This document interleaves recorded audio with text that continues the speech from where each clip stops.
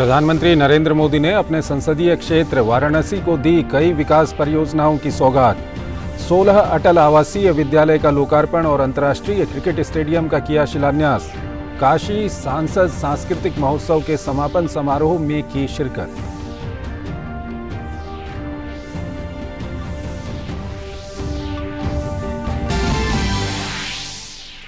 संसद में नारी शक्ति के वंदन के बाद पीएम मोदी ने मातृ शक्ति की महिमा से जुड़ी काशी नगरी का लिया आशीर्वाद। पीएम मोदी का भव्य स्वागत, कहा अधिनियम से और मजबूत होगा हमारा लोकतंत्र।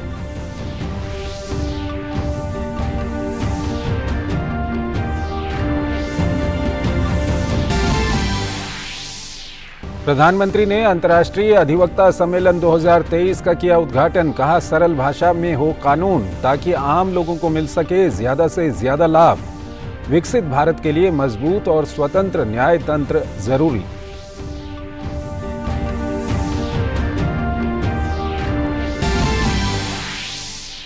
नहीं थम रहा है कांग्रेसी नेताओं के विवादित बयान का सिलसिला। अब जयराम रमेश के बिगड़े बोल, नए संसद भवन को बताया मल्टीप्लेक्स। भाजपा का जोरदार पलटवार, कहा बयान कांग्रेस की दयनीय मानसिकता का परिचायक।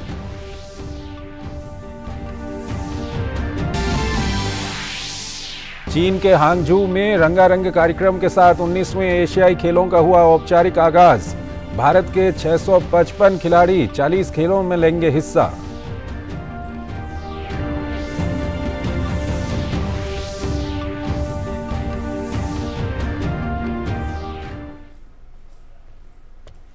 नमस्कार, डीडी न्यूज में आपका स्वागत है। मैं हूं चंद्रशेखर जोशी और आइए अब खबरों को विस्तार से देखते हैं। प्रधानमंत्री ने उत्तर प्रदेश में लगभग 1115 करोड़ रुपए की लागत से निर्मित 16 अटल आवासीय विद्यालय राष्ट्र को समर्पित किए। वाराणसी सिगरा स्थित रुद्राक्ष सेंटर से उन्होंने इन सभी विद्यालयों का शुभारंभ किया। उत्तर प्रदेश में बनाए गए 16 अटल आवासीय विद्यालयों का प्रधानमंत्री नरेंद्र मोदी ने उद्घाटन किया। ये प्रदेश के अलग अलग मंडल में स्थित हैं। इन स्कूलों में विशेष रूप से श्रमिकों के बच्चों और कोरोना काल में अपने माँ बाप को खो चुके निराश्रित बच्चों को निःशुल्क शिक्षा दी जाती है। ये स्कूल 10 से 15 एकड़ में बनाए गए हैं और यहाँ कक्षा 6 से लेकर 12वीं तक की पढ़ाई होगी। समाज के जो सबसे कमजोर वर्ग हैं उनके बेटे बेटियों के लिए किया गया काम है और इससे उनको अच्छी शिक्षा मिलेगी, संस्कार मिलेंगे, आधुनिकतम शिक्षा मिलेगी।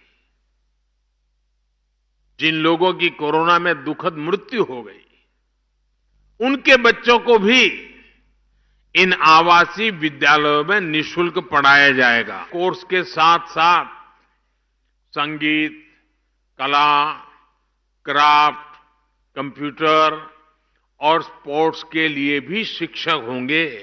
इन स्कूलों में हॉस्टल की व्यवस्था, आधुनिक तकनीक, स्मार्ट क्लासेस, सब कुछ होगा। खेल का मैदान, कैंटीन, मिनी ऑडिटोरियम की भी इन स्कूलों में व्यवस्था है। प्रधानमंत्री नरेंद्र मोदी ने कहा कि सभी को गुणवत्तापूर्ण शिक्षा उपलब्ध कराए जाने के लिए मौजूदा सरकार प्रतिबद्ध है। उन्होंने खेद जताया कि वोट की राजनीति और स्वार्थ की वजह से देश के कई राज्य सही दिशा में काम नहीं कर पा रहे हैं। ये जो कंस्ट्रक्शन वर्कर्स होते हैं, जो कभी ये गांव दूसरे गांव ऐसा काम करते हैं, तो उन बच्चों की पढ़ाई छूट जाती है और उसके लिए एक बजट रखा जाता है।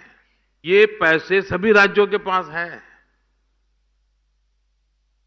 और भारत सरकार ने पूरी की पूरी उनको छूट दे के रखी है, लेकिन ज्यादातर राज्य वोट मिलने वाले कामों के लिए उन पैसों को खपा रहे हैं, जबकि योगी जी ने, और मेरी बात तो बहुत पहले हुई थी लेकिन उन्होंने मन में रखा और आज, और ये बच्चे इतने तैयार होंगे ना, उस परिवार को फिर मजदूरी करने की नौबत ही नहीं रहेगी। इस मौके पर सीएम योगी आदित्यनाथ ने कहा कि प्रदेश के सभी मंडलों में अटल आवासीय विद्यालय खोलने की दिशा में सरकार काम कर रही है। 18 अटल आवासीय विद्यालय जो प्रदेश के अंदर पहला सत्र उनका प्रारंभ हो चुका है। उनमें से 16 तो बनकर के पूरी तरह तैयार हो चुके हैं। अगले 2 महीने के अंदर और पूरे तैयार हो जाएंगे। तो 18 अटल आवासीय विद्यालयों में पहला सत्र प्रारंभ हुआ है। एक अटल आवासीय विद्यालय की क्षमता 1000 बच्चों की होगी। ये विद्यालय वंचितों के जीवन में उजाला लेकर आएंगे। ऐसे बच्चे भी विश्व स्तरीय शिक्षा पा सकेंगे जिनके लिए इसकी कल्पना करना भी मुश्किल था। वाराणसी से हरिकेश बहादुर सिंह के साथ ब्यूरो रिपोर्ट, डीडी न्यूज। कला और संस्कृति की नगरी काशी में अब विश्व स्तरीय खेल सुविधाएं भी होंगी। काशी दौरे पर गए पीएम मोदी ने अंतर्राष्ट्रीय क्रिकेट स्टेडियम की आधारशिला रखी। 30 एकड़ से अधिक क्षेत्र में फैले इस स्टेडियम पर लगभग 450 करोड़ रुपए की लागत आएगी। विशेष बात है कि वाराणसी के इस स्टेडियम की विषयगत वास्तुकला की प्रेरणा भगवान शिव से ली गई है।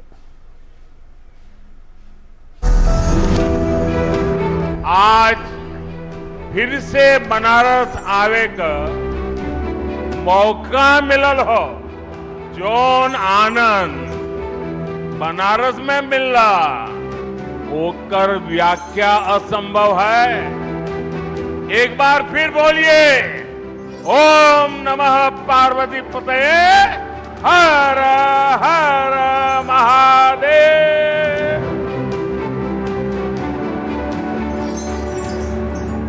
अपने संसदीय क्षेत्र में विश्व स्तरीय सुविधाएं उपलब्ध कराने के लिए प्रतिबद्ध प्रधानमंत्री मोदी का काशी को ये एक और बड़ा तोहफा है। शनिवार को प्रधानमंत्री मोदी ने अंतर्राष्ट्रीय क्रिकेट स्टेडियम की आधारशिला रखी। 30 एकड़ से अधिक क्षेत्र में फैले इस स्टेडियम पर लगभग 450 करोड़ रुपए की लागत आएगी। इसमें 30,000 दर्शकों की क्षमता होगी। पीएम मोदी ने कहा कि काशी के युवाओं को खेलों की दुनिया में आगे बढ़ने के लिए अवसर मुहैया कराए जा रहे हैं। मैं जानता हूं, जब से इस स्टेडियम की तस्वीरें बाहर आई हैं, हर काशीवासी गदगद हो गया है। महादेव की नगरी में ये स्टेडियम, उसकी डिजाइन स्वयं महादेव को ही समर्पित है। देश में विश्व स्तरीय खेल बुनियादी ढांचे का विकास सरकार की प्राथमिकताओं में रहा है। वाराणसी के स्टेडियम की विषयगत वास्तुकला की प्रेरणा भगवान शिव से ली गई है। इसमें अर्धचंद्राकार छत के कवर, त्रिशूल के आकार की फ्लड लाइट, घाट की सीढ़ियों पर आधारित बैठने की व्यवस्था, धातु की चादरों के डिजाइन विकसित किए गए हैं। पीएम मोदी ने कहा कि ये स्टेडियम खेल प्रेमियों के लिए वरदान की तरह होगा। इस नए स्टेडियम के साथ ही सीगरा स्टेडियम पर भी करीब 400 करोड़ रुपए खर्च किए जा रहे हैं। सीगरा स्टेडियम में 50 से अधिक खेलों के लिए जरूरी सुविधाएं विकसित की जा रही है। और इसकी एक और खास बात है, ये देश का पहला बहुस्तरीय स्पोर्ट्स कॉम्प्लेक्स होगा जो दिव्यांग जनों को ध्यान में रखकर बनाया जा रहा है। देश में खेलों को बढ़ावा देने की दिशा में उठाए जा रहे कदमों का उल्लेख करते हुए पीएम मोदी ने कहा कि समाज में खेलों को लेकर सोच बदली है। पीएम ने कहा कि खेलों को बढ़ावा देने की दिशा में सरकार लगातार प्रयास कर रही है। हमने स्पोर्ट्स को युवाओं की फिटनेस और युवाओं के रोजगार और उनकी कैरियर से जोड़ा है। 9 वर्ष पहले की तुलना में इस वर्ष केंद्रीय खेल बजट 3 गुना बढ़ाया गया है। खेलो इंडिया प्रोग्राम के बजट में तो पिछले वर्ष की तुलना में लगभग 70% वृद्धि की गई है। इससे पहले स्टेडियम का शिलान्यास करने पहुंचे पीएम मोदी का काशी ने दिल खोलकर स्वागत किया। लोगों ने पीएम मोदी का गर्मजोशी से अभिनंदन किया। पीएम ने हाथ हिलाकर लोगों का अभिवादन किया और इस प्रेम के लिए आभार जताया। हरिकेश बहादुर और तापस भट्टाचार्य के साथ ब्यूरो रिपोर्ट, डीडी न्यूज। नारी शक्ति वंदन अधिनियम को लेकर पीएम मोदी के स्वागत और अभिनंदन का सिलसिला जारी है। अपने संसदीय क्षेत्र काशी पहुंचे पीएम मोदी का संपूर्णानंद संस्कृत विश्वविद्यालय परिसर में आयोजित कार्यक्रम में भव्य स्वागत किया गया। इस मौके पर पीएम मोदी ने कहा, नारी शक्ति वंदन अधिनियम एक व्यापक विजन वाला कानून है। इससे हमारा लोकतंत्र और मजबूत होगा, लेकिन कुछ लोगों को वंदन शब्द से ही दिक्कत है। शिव की नगरी काशी, जहां के कड़कड़ में मातृ शक्ति समाहित है। माता कूष्मांडा, श्रृंगार गौरी, माता अन्नपूर्णा, मां गंगा की पावन नगरी काशी, रानी लक्ष्मीबाई की जन्मभूमि भी काशी। और जब देश की संसद ने ऐतिहासिक कदम उठाते हुए नारी शक्ति का वंदन किया तो पीएम मोदी सबसे पहले आशीर्वाद लेने मातृशक्ति की महिमा से जुड़ी इसी नगरी और अपने संसदीय क्षेत्र वाराणसी पहुंचे। नारी शक्ति वंदन अभिनंदन कार्यक्रम को संबोधित करते हुए प्रधानमंत्री नरेंद्र मोदी ने कहा कि नारी शक्ति वंदन अधिनियम ने इस बार दुर्गा पूजा के उत्साह को और भी कई गुना बढ़ा दिया है।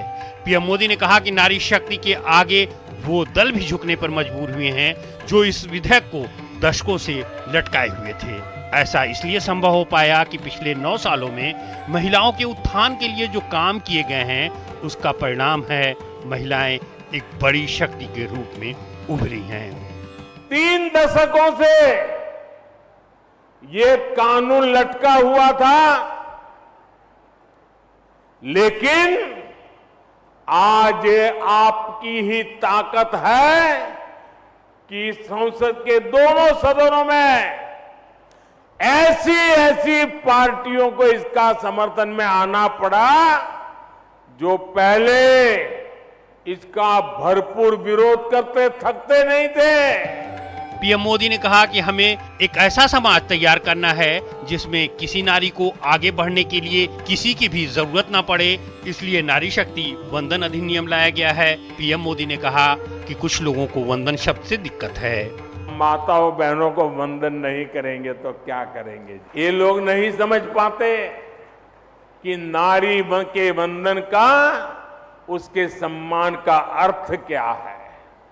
लेकिन हमें इस तरह की नकारात्मक सोच से बचते हुए अपने लक्ष्य पर फोकस करना है। प्रधानमंत्री नरेंद्र मोदी ने कहा कि हमारा देश शुरू से ही पुरुष प्रधान रहा है, लेकिन जब से हमारी सरकार बनी है, खेल के मैदान से लेकर राफेल उड़ाने तक महिलाओं को अपनी प्रतिभा दिखाने का मौका मिला है। जब महिलाओं को समान अवसर मिलते हैं तो विकास को कितनी गति मिलती है, हमारा बनारस इसका साक्षी है। हमारे यहां महिलाओं के नाम संपत्ति रखने की परंपरा कम ही रही है। गाड़ी खरीदनी हो तो पुरुष के नाम, जमीन खरीदनी हो तो पुरुष के नाम, हमारे यहां यही चला करता था। लेकिन मोदी ने आकर देश की माताओं, बहनों, बेटियों के नाम संपत्ति की परंपरा शुरू की है।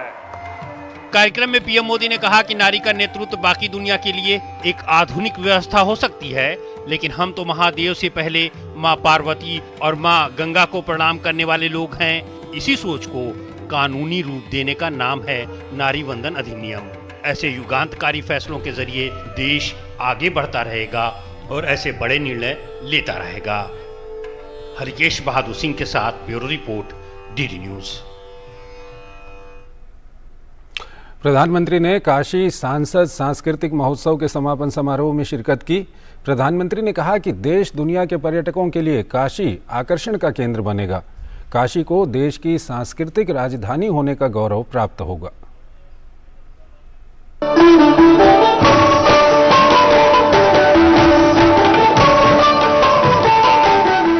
काशी की तो गली गली में गीत गूंजते हैं।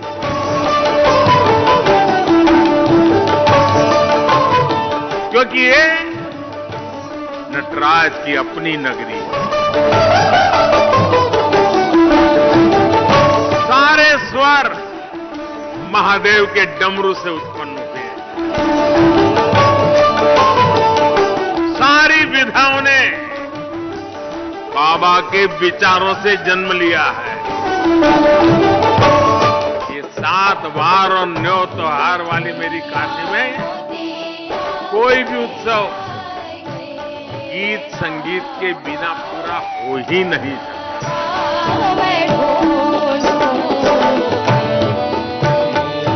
भरत मिलाप हो या नाग नथैया,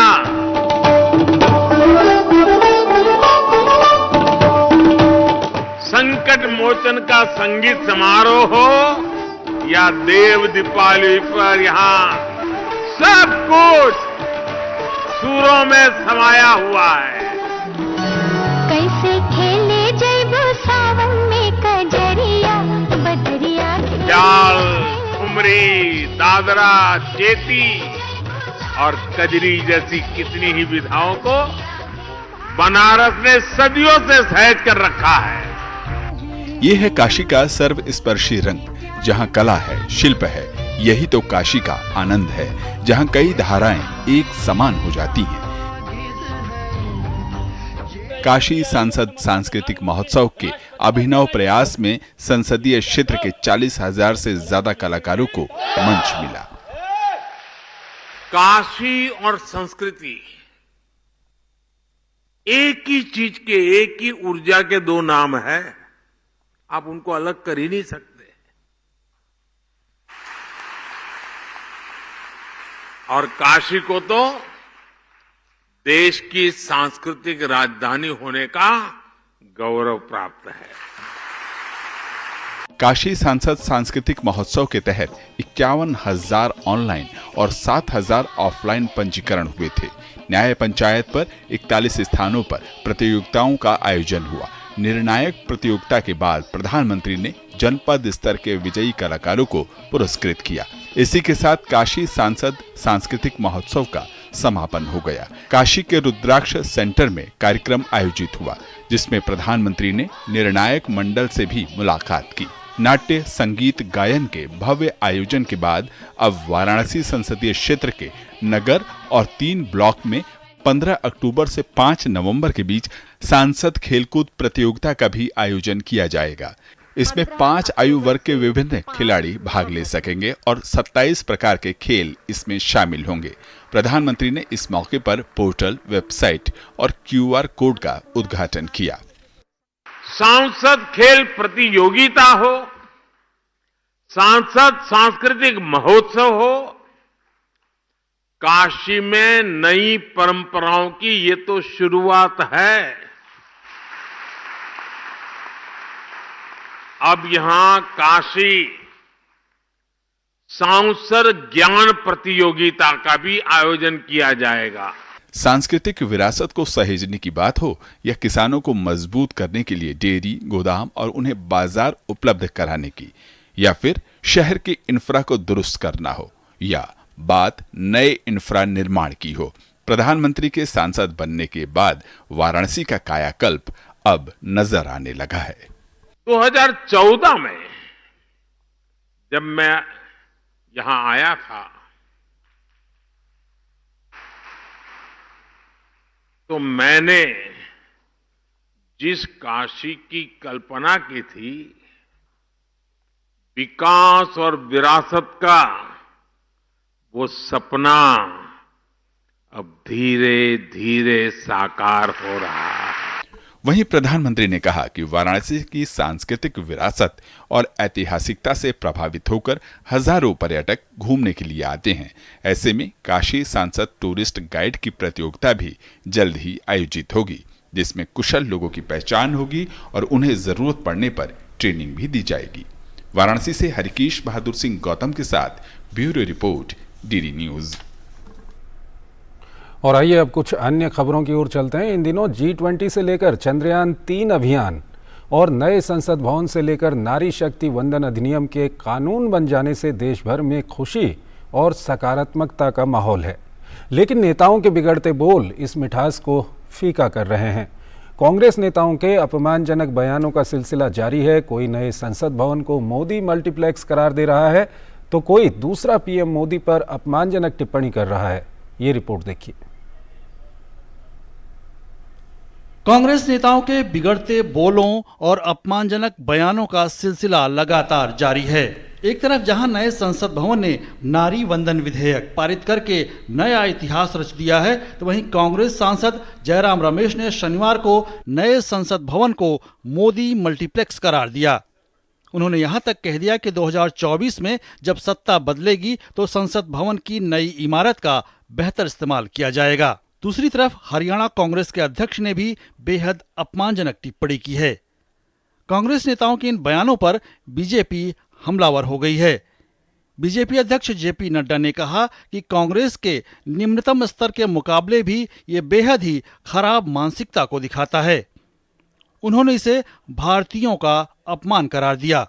बीजेपी अध्यक्ष नड्डा ने सोशल मीडिया प्लेटफॉर्म एक्स पर लिखा, कांग्रेस पार्टी के निम्नतम स्तर के हिसाब से भी ये दयनीय या कहें खराब मानसिकता है। ये 140 करोड़ भारतीयों की आकांक्षाओं के अपमान के अलावा और कुछ नहीं है। ये पहला मौका नहीं है जब कांग्रेस संसद विरोधी हुई है। उन्होंने 1975 में भी ऐसा करने की कोशिश की और इसमें वह बुरी तरह नाकाम हुए। नड्डा के अलावा केंद्रीय मंत्री गिरिराज सिंह ने भी जयराम रमेश के बयान पर नाराजगी जताई। केंद्रीय मंत्री गिरिराज सिंह ने कहा कि उनकी मांग है कि पूरे भारत में राजवंशों के गढ़ों का मूल्यांकन करने की जरूरत है। शुरुआत एक सफदरजंग रोड कॉम्प्लेक्स को तुरंत भारत सरकार को सौंपने के साथ होनी चाहिए। ऐसा इस बात को ध्यान में रखते हुए होनी चाहिए कि सभी प्रधानमंत्रियों को अब पीएम संग्रहालय में जगह दी गई है। दरअसल एक सफदरजंग रोड पूर्व प्रधानमंत्री इंदिरा गांधी का निवास स्थान है, जहां पर वर्तमान में इंदिरा गांधी मेमोरियल म्यूजियम मौजूद है। हरियाणा कांग्रेस अध्यक्ष के बयान पर राज्यसभा सांसद और बीजेपी प्रवक्ता सुधांशु त्रिवेदी ने कहा कि ये राजनीति में निम्नता की पराकाष्ठा है और उन्होंने सवाल किया कि कांग्रेस इस पर क्या कार्रवाई कर रही है। उदयभान जी का जो वीडियो इस समय पब्लिक डोमेन में आया है, उसे देखकर हम सब भाजपा कार्यकर्ताओं के मन में बहुत वेदना और क्षोभ उत्पन्न हो रहा है। जन सामान्य के मन में भी वेदना और क्षोभ उत्पन्न हो रहा है, क्योंकि माननीय प्रधानमंत्री जी के लिए जिस प्रकार की घटिया, अभद्र, अशोभनीय भाषा का प्रयोग किया गया है, मेरे विचार से वो भारत की राजनीति में निम्नता की पराकाष्ठा है। वैसे कांग्रेस नेताओं के आपत्तिजनक बयानों की परिपाटी रही है और उनके राष्ट्रीय अध्यक्ष से लेकर स्थानीय नेता तक इस रिवाज का बखूबी पालन करते रहे हैं। पर एक बात तय है कि मुद्दों, मामलों और समस्याओं पर बात करने के बजाय जब नेता एक दूसरे पर निजी हमले करने लगें तो यह उनकी हताशा, निराशा और कुंठा का ही परिचायक होता है। Bureau report, DD news. Haryana Congress अध्यक्ष उदयभान के बयान पर हरियाणा बीजेपी के प्रदेश प्रभारी बिप्लब कुमार देव ने कहा कि ये देश के लिए बहुत शर्मनाक है और वो इसकी कड़ी निंदा करते हैं। उन्होंने कहा कि विपक्षी दल के नेताओं ने भी इस बारे में कुछ नहीं बोला है, इसलिए इस बयान के साथ कांग्रेस की असली पहचान पूरी दुनिया के सामने आ गई है। माननीय सोनिया गांधी जी से और मल्लिकार्जुन खड़गे जी से स्पष्टीकरण चाहता हूँ। देश जानना चाहता है, जो आपके हरियाणा प्रदेश अध्यक्ष ने जो शब्द का प्रयोग किया प्रधानमंत्री जी के बारे में और मुख्यमंत्री जी के बारे में हरियाणा के, इसके बारे में आपका स्पष्टीकरण देश जानना चाहते हैं। देश में एक साथ चुनाव कराने से संबंधित मुद्दे की जांच करने और उस पर सिफारिशें करने के लिए गठित उच्च स्तरीय समिति ने पूर्व राष्ट्रपति रामनाथ कोविंद की अध्यक्षता में अपनी प्रारंभिक बैठक आयोजित की। बैठक में केंद्रीय गृह मंत्री अमित शाह, केंद्रीय मंत्री अर्जुन राम मेघवाल, राज्यसभा के पूर्व नेता विपक्ष गुलाम नबी आज़ाद, वित्त आयोग के पूर्व अध्यक्ष NK सिंह, लोकसभा के पूर्व महासचिव डॉक्टर सुभाष कश्यप और पूर्व मुख्य सतर्कता आयुक्त संजय कोठारी ने हिस्सा लिया। इसके अलावा वरिष्ठ अधिवक्ता हरीश साल्वे बैठक में वर्चुअल माध्यम से शामिल हुए। समिति के अध्यक्ष पूर्व राष्ट्रपति रामनाथ कोविंद ने बैठक के एजेंडे की रूपरेखा बताई। समिति के कामकाज के तौर तरीकों की रूपरेखा बताते हुए समिति ने निर्णय लिया कि समिति देश में एक साथ निर्वाचन के मुद्दे पर सुझाव मांगने के लिए मान्यता प्राप्त राष्ट्रीय राजनीतिक पार्टियों, राज्यों की सत्ताधारी राजनीतिक पार्टियों, संसद में प्रतिनिधित्व रखने वाली राजनीतिक पार्टियों, अन्य मान्यता प्राप्त राज्य राजनीतिक पार्टियों को आमंत्रित करेगी। इसके अलावा इस मुद्दे पर सुझाव के लिए भारत के विधि आयोग को भी आमंत्रित किया जाएगा। महाराष्ट्र के नागपुर में शुक्रवार की रात से भारी बारिश के कारण शहर में जल जमाव हो गया है। भारी बारिश के चलते अंबाझरी झील ओवरफ्लो होकर बह रही है, जिसके कारण आसपास के इलाकों में जल जमाव हो गया है और बाढ़ जैसी स्थिति बन गई है। एनडीआरएफ और एसडीआरएफ की टीमें बचाव कार्य में जुटी हुई हैं। इस मौके पर नागपुर के जिला कलेक्टर विपिन इटनकर ने बताया कि बचाव कार्य के लिए एनडीआरएफ और एसडीआरएफ की 2 टीमें तैनात हैं। अभी तक 300 लोगों को बचाया गया है। जल भराव के कारण लोगों को आवाजाही में काफ़ी परेशानी हो रही है। वहीं मौसम विभाग के अनुसार 22 और 23 सितंबर को मध्य महाराष्ट्र और मारतावाड़ा में भारी बारिश की संभावना है। अंबाझरी जो तालाब है वो ओवरफ्लो होने की वजह से लो लाइंग एरिया जो डाउन लाइन में लो लाइंग एरिया में बड़े पैमाने पानी घुस गया था। हमारे यहाँ लगभग 7 से 8 एनडीआरएफ एसडीआरएफ की टीम लगाकर वहाँ के लोगों को लगभग 200-300 लोगों को रेस्क्यू किया है। उनके खाने की अरेंजमेंट सब कर रहे हैं। आज भी हवामान खाते का आज भी दिन भर बारिश का चेतावनी है, इसलिए मेरी एक ही विनती है, लोगों ने सतर्क रहना चाहिए। तो इस बुलेटिन में फिलहाल इतना ही। आप बने रहिए डीडी न्यूज के साथ। नमस्कार।